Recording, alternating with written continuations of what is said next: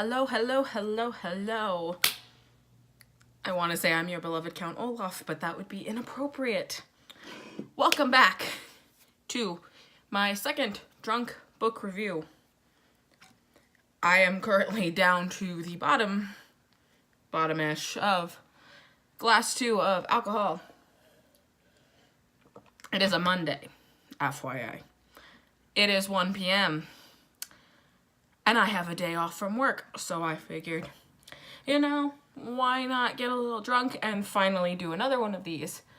I have been re-inspired in so many ways. As I said, I was re-inspired to come back to my romance novel roots.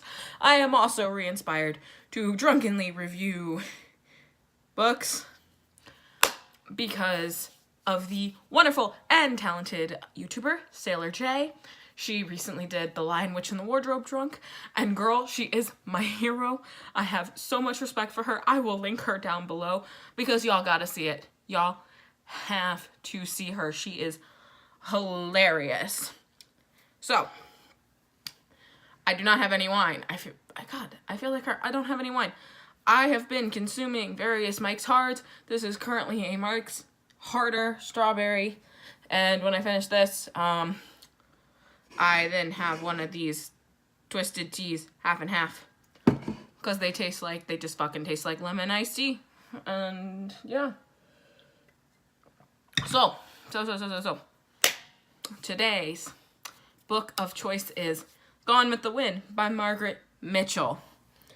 Now, I was first introduced to Gone with the Wind as a very young, very impressionable 14-year-old because my mother, God bless her, read it when she was like 16 and loved it. And she was like, there wasn't like actually any sex in it because when it was written. So it's fine that you can have it at 14. It's an experience because it was like the summer, after I turned 14, right before high school. And because I'm a fucking nerd and have no friends, all I was doing was reading, and it was super fucking long. And I was also trying to read like War and Peace, and my mom was like, no, this one's more fun and super long and it's super dramatic. You'll love it. She wasn't wrong. I love it. I love certain parts of it. The older I get, the more problems I have with things. But let us begin.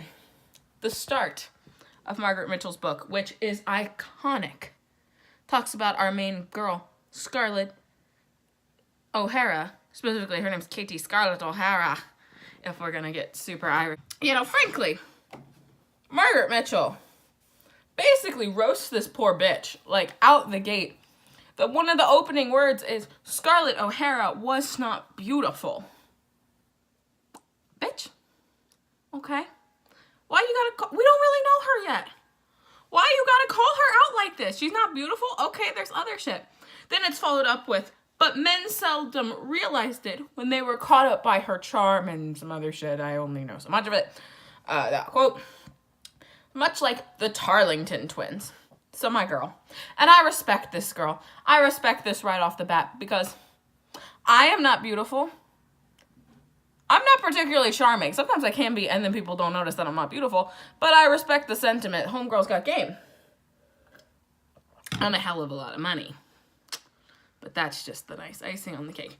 But anyway, Homegirl is so charismatic that they don't notice her ugly face because it's basically, she's got like a strong jawline, she's got these emerald eyes, she's got this dark hair, she's white as fuck, and it's a weird mix of her mother who's like hella French. Granted, this is in like the Civil War and like not antebellum bullshit. Her mom's like family is hella French aristocrat, and her dad is like new money Irish. So she's got like the combination of like French Irish, and apparently it is not a good look. Poor thing. Like, they don't say she's ugly, but it's still like, she's got a, strong jawline, not necessarily what people wanted on a woman. But so she's like this frivolous little socialite, right? And she's got all these beaux. And the Tarlington twins, which are basically the Civil War era Fred and George. So, Tarlington twins, like, they're super fucking ginger. They live, like, next door. And so they're like telling Scarlett, and like there's about to be a barbecue because this is right before the Civil War. So all the wealthy Southern people were living it up. And so, yeah, so the Tarleton twins are like, oh, are you going to dance with us at the barbecue tomorrow? And Scarlett's like, you guys, like, left to go to college and didn't fucking tell me, and frankly, my dance card is full. Which, girl, yes, girl. Like, do not give in easily and be like, of course there's room for you. No, play hard to get. This bitch knows what she's fucking doing. Like, but so they're like, no, Scarlett, please. They're like, what if we tell you some hot gossip? What if we spill the tea?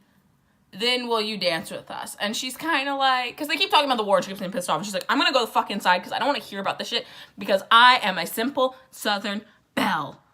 And they're like, no, we'll tell you some hot gossip. And she's like, okay, fine. She's like, spill the tea, boys. Spill the tea. They're like, Ashley Wilkes, who is a man, by the way, because Ashley used to be a man's name. So Ashley Wilkes.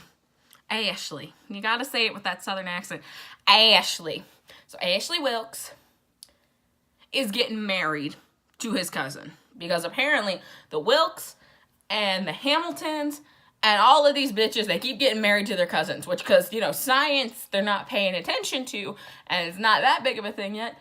Nobody's going incest is wrong. Because it's not like they're like, oh, fourth cousins, fifth cousins.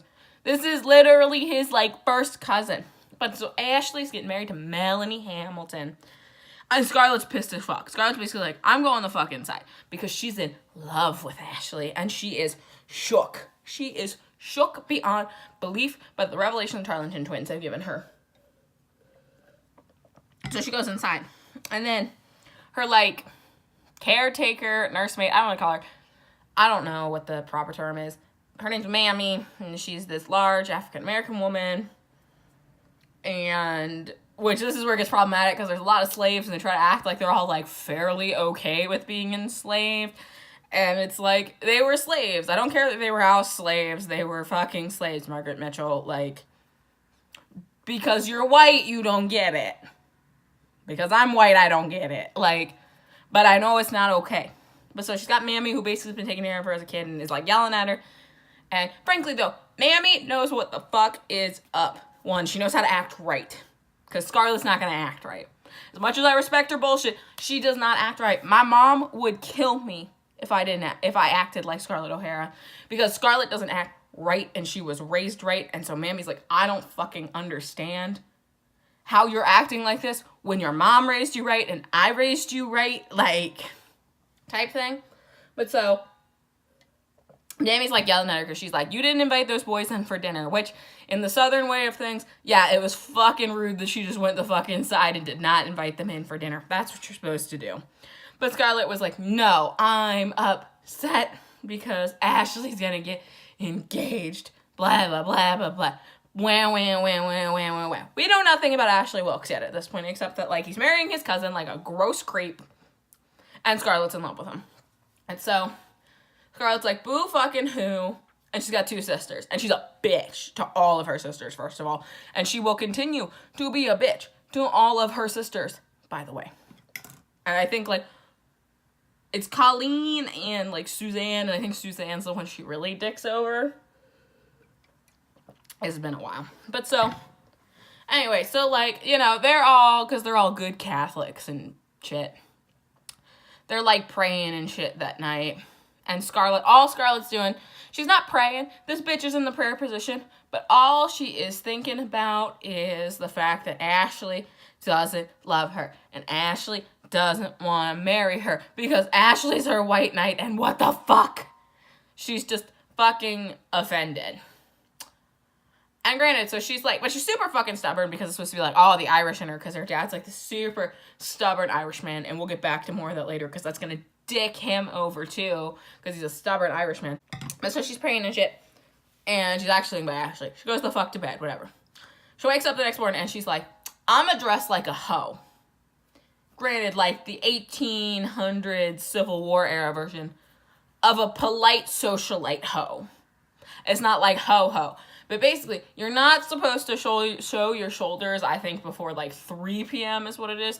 So homegirl, instead of wearing like, because basically, for this, because tomorrow is that big barbecue at the Wilkes' house, and they invite all these people there, and they got this big-ass mansion, and basically, like, you go to the barbecue, all the ladies take a nap while the men talk business, So there's like 30 women minimum, like pass the fuck out in this house.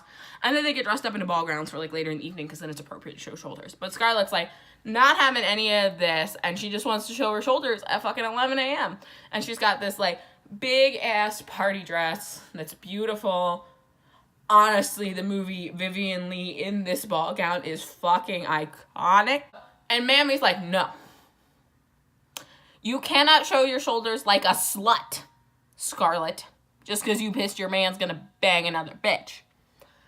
And Scarlett, being the stubborn woman she is, gives Mammy an ultimatum because it's supposed to be like, you don't eat at the barbecue if you're a lady because you're supposed to be like a lady and you don't fucking eat in front of men. What the fuck, bitch?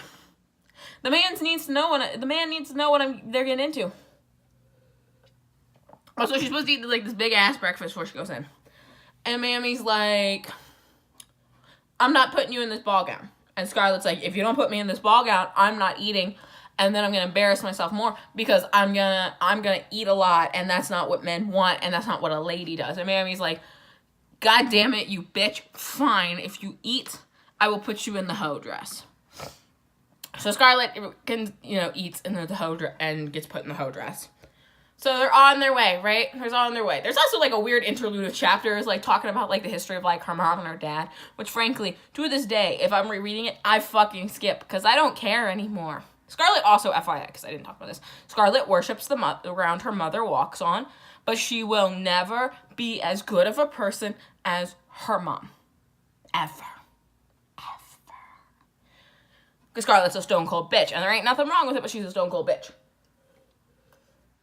So, Scarlett takes her ass to the barbecue, dressed like a hoe.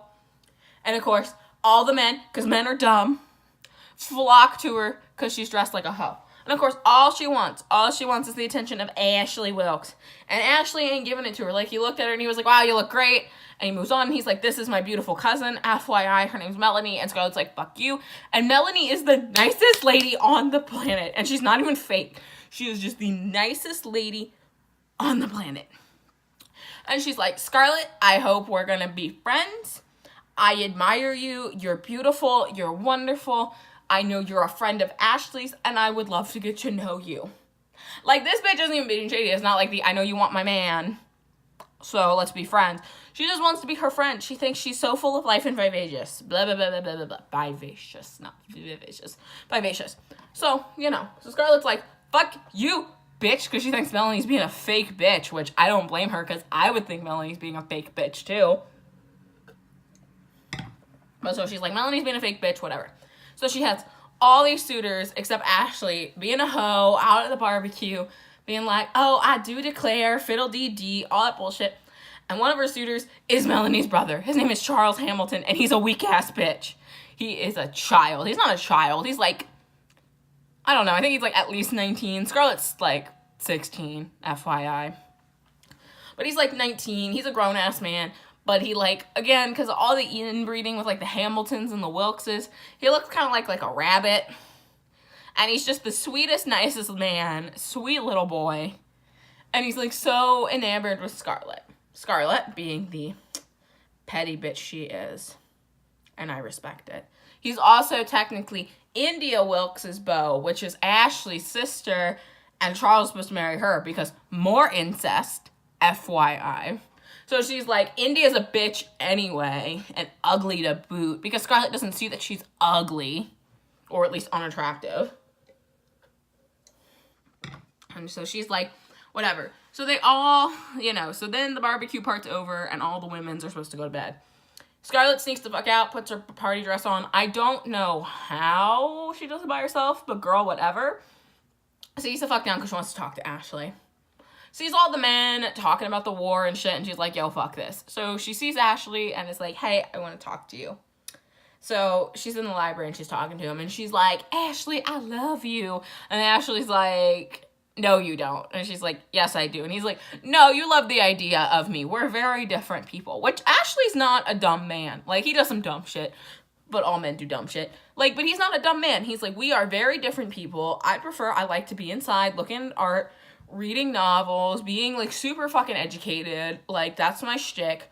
you like to be out, you like to be vivacious, you like to ride horses with your dad, you like to be like headstrong and experience the world type bullshit. And he's like, this isn't gonna jive. He's like, you're not gonna be happy with me anyway. Like, I think you're beautiful and like I'm really like into you, type thing. And I admire your zeal for life, but we ain't gonna work out, bitch. So Scarlett like goes off. She goes off. She yells at him. She's like, you've led me along, blah, blah, blah, blah, blah. She, like, slaps him. Ashley leaves. Scarlett's, like, pissed the fuck off, throws some expensive-ass thing, and this man's appears. Because they're in the library, FYI, and there's, like, couches and shit. This man's appears from nowhere.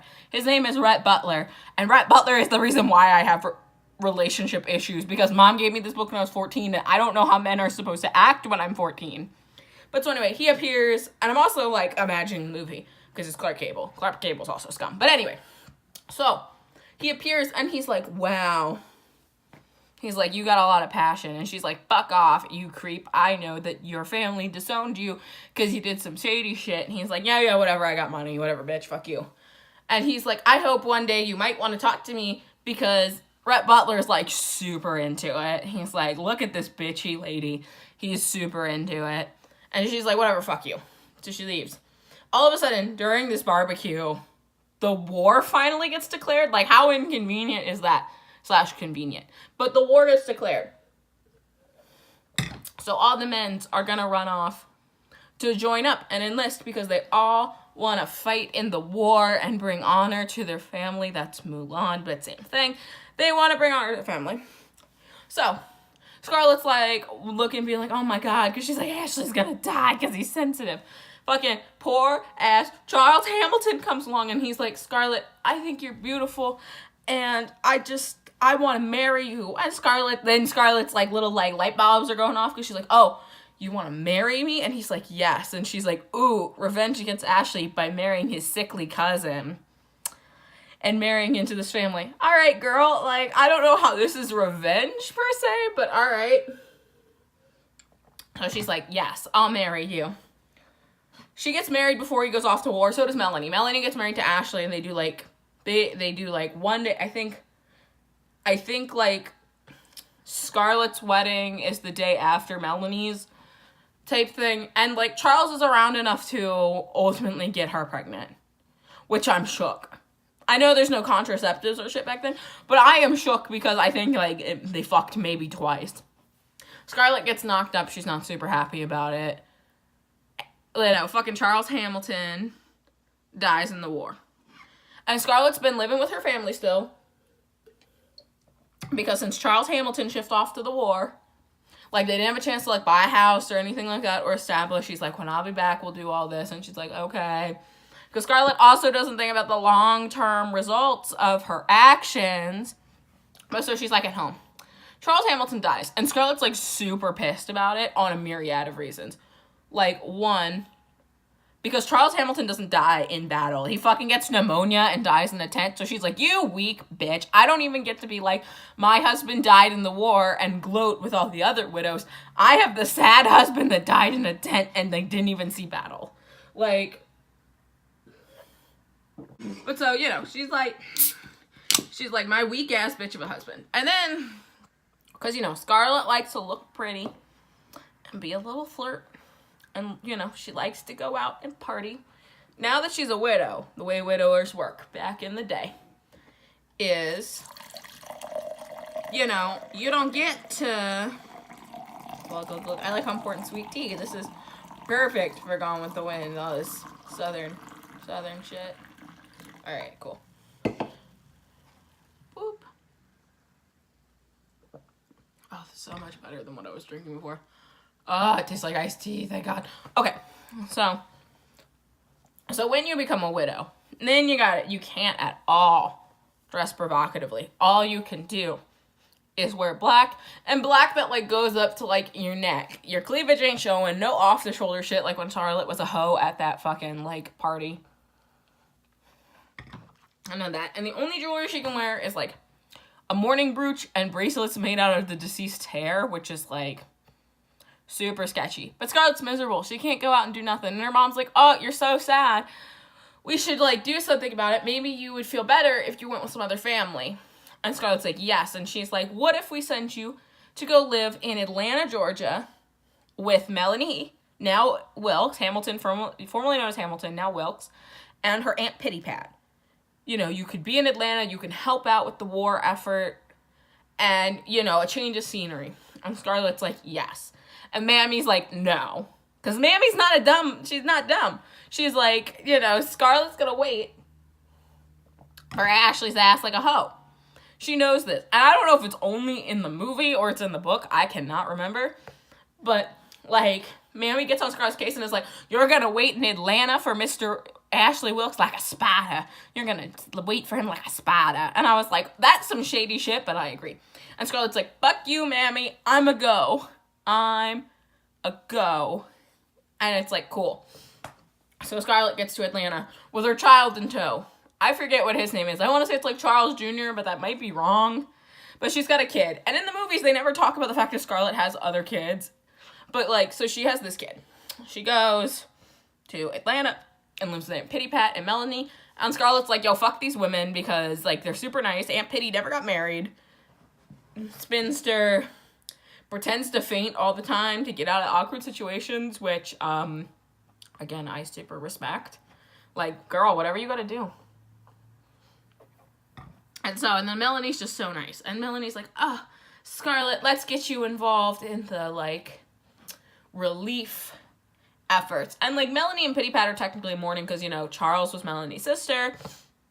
And Aunt Pitty Pat was her nephew. So, like, they're also in mourning, but a different kind. Like, they'll get to come out and go back to, like, fun dresses and shit. As much as they can when you're matriarchs and shit. But, like, you know, Scarlett doesn't get to do that. Because basically, Scarlett's supposed to be, like, a widow forever and a day. And be miserable and be sad. But so, because it's wartime, like, Scarlett gets to go out in public. And, like, you know, do relief stuff. Even though they're like, that's kind of scandalous. But whatever. So, they go, right? They go to this. They decide to plan this ball in Atlanta in, like, the dance hall type thing to raise money for the Confederate soldiers, right? Scarlett has to run a booth and have no fun. She's dressed in all black. Guess who she sees while she's running the booth? Rhett Butler, but now he's Captain Butler, and he's been, like, granted, he's not, like, actively part of the war, but he's, like, running, like, supplies and shit. But Homeboy's just in it for the money because he's a skeevy motherfucker. And I am into it. But so, you know. So he goes and tries to talk to Scarlett, and she's like, fuck you. The last time I talked to you, you were a dick to me. And he's like, oh. He's like, I'm still going to be a dick to you, but let's talk. And so they end up... So it becomes, like, a good idea. And everybody gets offended by it. This is, like, how you know hypocrisy is such a great thing. So they're like, what if we had an auction for all the, like, eligible women to, like, dance with at this dance? Like, men, you know, do money to lead lead dances with the women. And, you know, some people are like, oh, it's like a slave auction. All right, if y'all got problems with it, then y'all should know slavery is bad. But that's none of my business. But so it's like, okay, cool. So, you know, people are, like, bidding on, like, various, like, eligible bachelorettes. Like, men are like, oh, this much money. Like, and it's, like, small coin. Like, this much money to dance with some bitch to lead, like, the foxtrot or whatever. It's not the foxtrot. But, like, you know, Rhett Butler comes out and it's, like, I think it's, like, $50 to lead the dance with Mrs. Charles Hamilton. Which is super fucking scandalous because Scarlett's not even supposed to be out. And so she's really not supposed to be dancing type thing. And so everyone's like, no, Mrs. Hamilton will not. And Scarlett's like, Mrs. Hamilton will. Because she wants to dance. Because she loves to dance. So she dances with Rhett Butler, even though she fucking hates his guts. And it, like, causes a big-ass scandal. And Pitty Pat's, like, fainting, being like, oh, my God, the scandal of it all. I'm aware that this is already at 25 minutes. And we're not, like, even halfway through Jesus H. Christ. I will try to get through this as fast as possible. So... she's like, oh my God, oh my God, oh my God. You know, Melanie is like, no, Scarlett's being so wonderful and giving up her convictions to help our troops. And Scarlett's like, bitch, I just wanted to dance, but sure, whatever helps you sleep at night, baby, like, whatever. So, you know. Rhett Butler starts to come around and visit a little more. because he's like, you're a sinner, I'm a sinner, I think you're hot as fuck, like, I'm gonna just hang out here. And he, like, but here's the thing, Rhett, as much as he's a sinner, admires Melanie Hamilton. He has, like, no, like, gross-ass lustful thoughts. Like, he's like, this is a pure woman, and, like, me and Scarlett are never gonna be as good as this bitch. And he, like, loves Melanie, because he's like, this is the epitome of an amazing woman. Look at her go. Look at her go. It's super weird. It's super weird. I mean, it's nice, it's wholesome, but Rhett's still a dick. But Rhett's, like, obsessed with how good Melanie Hamilton is. Or, excuse me, Melanie Wilkes. But so, whatever, like, Rhett hangs out a lot, it's super scandalous, nobody's super into it, blah, blah, blah, blah, blah. Scarlett's like, I'm having a great time. Rhett tries to, like, tempt her into sin, and I don't mean sex, like, he gives her this, like, beautiful velvet green hat with all these feathers, and from Paris, and he's like, and she's like, I'm gonna have to dye it black, and he's like, I'm not giving it to you if you dye it black, I want you to wear it like this, and she's like, I can't wear normal clothes because I'm a widower, and he goes, we both know damn well you're not in mourning, and she's like, you know I'm a fake bitch, but the world can't know I'm a fake bitch, and he's like, okay, whatever, and he gets, like, annoyed with her ass and whatever. So, the war happens. Sherman happens. Atlanta, we're just gonna fast forward. Atlanta catches on fire. Oh, Ashley came back at one point for Christmas. And, like, in that time frame, he knocks Melanie up, but also makes out with Scarlett. Super scandalous. But anyway, Sherman comes and attacks. Everything's on fire. Melanie's giving birth. The doctor's busy treating the fucking soldiers who are dying. Scarlett has to help give birth to the baby. There's the one, what's her name? Prissy or some shit. Again, problematic names. Because they're not people names. They're not people names for, like, a slave. I don't think it's Mammy's daughter. It's one of the other, like, house slaves' daughters or whatever. And so, like, she tells Scarlett, go off, look for the doctor. She knows how to be a midwife. Scarlett is back, and she's like, I don't know nothing about birthing no babies. That's where that iconic line comes from. Scarlett's, like, pissed as fuck. She helps Melanie give birth to a baby. Ultimately finds Rhett, or sends Prissy to find Rhett. She finds Rhett in a whorehouse, because that's a big thing. Like, Rhett's scandalous because he, like, hangs out with Belle Watling, who, like, owns a whorehouse in Atlanta. And so, like, Prissy's like, can you come help? Rhett steals, like, a shit-ass horse and a cart, because she's like, Scarlett's like, we need to GTFO. Melanie's, like, you know, has given birth to this baby. She's super weak, because, frankly, she shouldn't have had this baby, because she has narrow birthing hips. And whatever. She's like, we need to get back home to my house, which is called Tara. She's like, I need to get back to Tara. And he's like, okay, bitch, I guess I'll, like, help you get there. So he's, like, driving the shit-ass horse, and then, like, in the middle of it, he's like, no, I need to do the right thing and go join the war. And she's like, fuck you, Rhett. And he, like, makes out with her or whatever. And she's like, fuck you, Rhett. But somehow they get to Tara, right? It's, like, a long-ass trip, you know, and it fucking sucks, but they get to Tara. Plot twist, when they get to Tara, things suck. It's already been raided. Her mom's fucking dead. Her mom dies of, like, some influenza because she was helping the white trash people, you know, get better. And, like, all of her bastard babies, fucking Emily Slattering, I think is her name, whatever. And she's dead. Scarlett's dad starts going insane because he can't handle the fact that, you know, his wife is dead. So Scarlett's gotta run this shit because, like, all the fields are, like, fucked up, but there's, like, a little bit of cotton left, and she's like, gotta make money because they gotta pay taxes on Tara. Blah, blah, blah, blah, blah, blah, blah. And she's, like, does that big soliloquy where she's like, I'll never go hungry again, blah, blah, blah, blah, blah. She's a dramatic bitch. So, you know. They're living, they're struggling, her sisters are there, they're all struggling. They end up, like, Union soldier appears. Melanie fucking murders his ass. Or no, Scarlett murders his ass with, like, a musket, and Melanie's like, I'ma clean it up, don't worry about it. And so they kill this guy, and they get, like, a little bit of gold because he has, like, golden shit. And then Ashley appears out of nowhere. Everybody's thrilled. Scarlett's thrilled because she knows she wants to suck his dick. Whatever. Tara fucking sucks. They've been working their ass off. Scarlett hears that Rhett got thrown in jail as, like, a prisoner of war type thing. Because at this point, now the war is over. The Union has obviously won.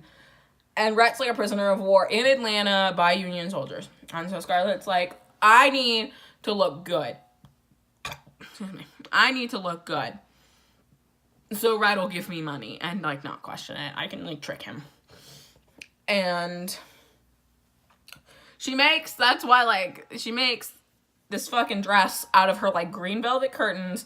And granted, it's iconic. In the movie, it's iconic. It looks bomb as fuck. And that's how we get, like, the joke spoof in the Carol Burnett show, where it's just her wearing, like, a fucking curtain rod and curtains. Scarlett makes this beautiful bomb-ass dress out of velvet curtains. She goes to talk to Rhett, acts like she has a ton of money, everything's great at Tara, and he's like, oh, you look good, look how great this velvet dress looks, and she's like, thank you. And then he, like, takes her hands and sees they're all calloused, and he's like, bitch, things are not good at Tara, because you had some soft-ass hands last time I talked to you. You've been doing manual labor. And she's like, fuck you, Rhett. And he's like, what do you want anyway? And she's like, money. And he's like, I'm in fucking prison, Scarlett. Like, why would you think I have access to money? She's like, fuck if I know. I just thought because you're a smart man. And he's like, no, fuck you, bitch. And she's like, whatever, fuck off. Like, take the thing I'm saying, fuck a lot. And so she, like, leaves. And she's, like, in Atlanta. And she happens to run into her sister, Sue Ellen's beau. What is his name? His name's Frank. And I don't remember his last name. But so Frank is this, like, Weasley-looking man, super weak thing. He's like, oh, how's Sue Ellen? And she's like, oh, well, didn't you hear Sue Ellen has a new beau?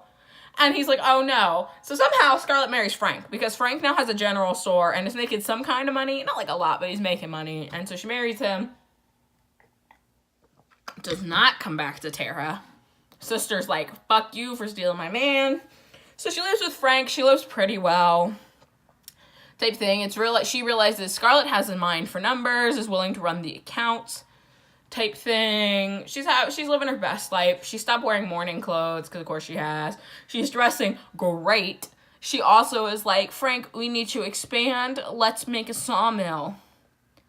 Like, that's gonna make us bank because they're rebuilding Atlanta. And he's like, okay, dear, whatever you want. Also, Scarlett gets knocked up again, has, like, some ugly-ass daughter. Again, she's super not happy about it. She's got all these poor kids that she just doesn't give a shit about. And, like, you know they got some complexes because their mama don't give a shit about them.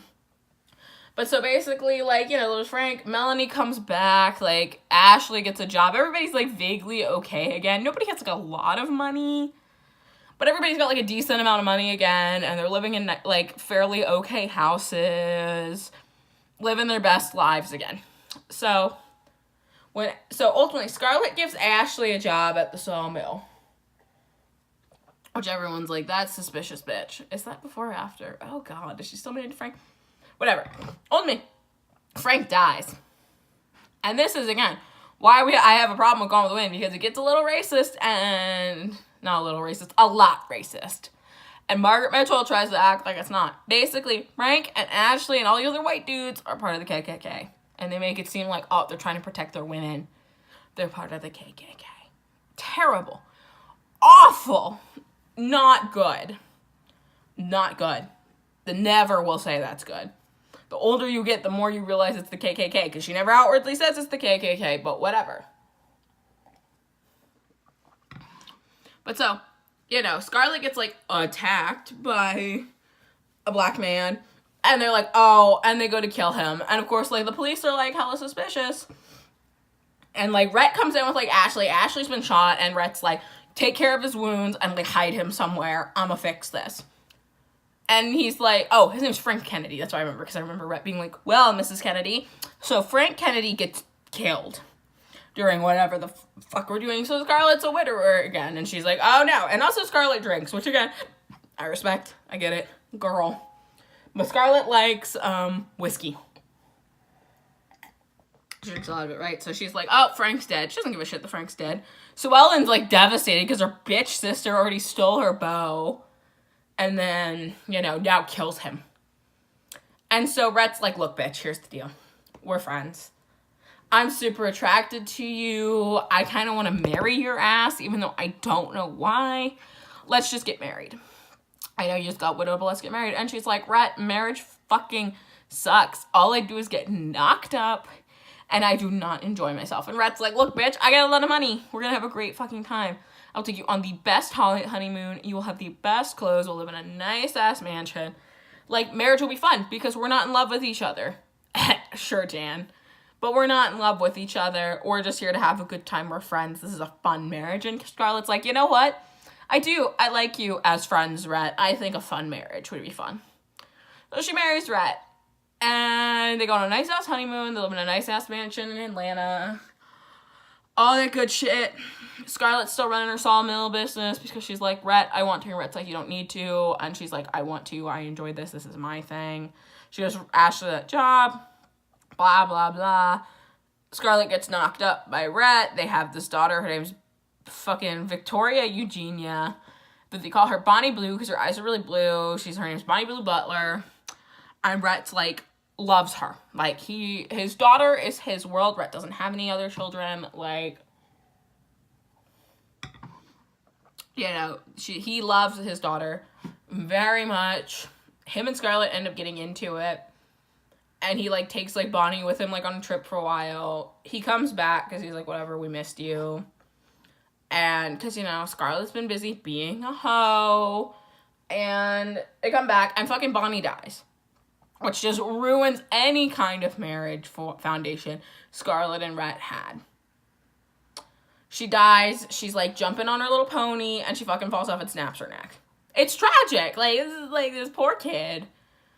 You know, and so Rhett just, like, is a disaster. Scarlett's a different kind of disaster. So Scarlett ends up, like, making out with Rhett, and people, like, catch her, and Rhett makes her dress like a slut, and is like, because it's, like, Ashley's birthday, and he's like, you're gonna act like a slut, you're gonna dress like a slut, and you're gonna go deal with this, and you're gonna deal how Melanie feels. Because she's like, I don't want to deal with how Melanie feels, and he's like, too fucking bad, because Melanie's a really nice lady, and is better than all of us. And she goes, and Melanie doesn't care. I don't think Melanie knows, or if she does, she's like, whatever about it. Melanie's also knocked up again, which literally the doctor was like, bitch, don't do that again, because, like, you gonna die. And she's like, whatever.